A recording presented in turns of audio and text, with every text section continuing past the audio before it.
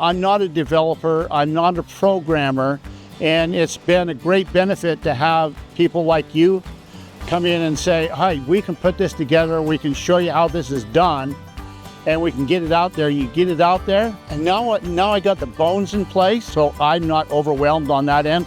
I get to play farmer, which is what I always wanted to do. On this farm, we have 22 acres of cherries too. If you've taken and figured out the number of cherry pies, they're grown on just 22 acres. Just about everyone in the state of Utah could have a cherry pie on Thanksgiving, just off that 22 acres. So we need to be able to showcase what we do. My feeling is if we're not telling our story, someone else is, and they're not always telling our story correct, right, or in a way that we would want to be told.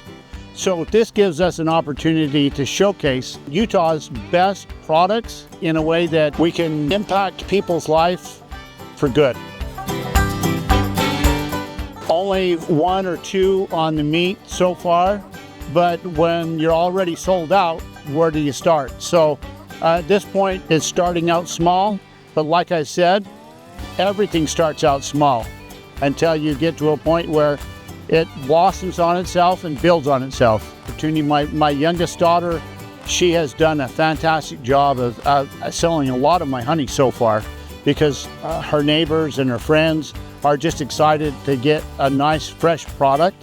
My other daughter sells 4 or 5 beef for me a year, and she has taken over the sales of the beef for me. So I'm not overwhelmed on that end.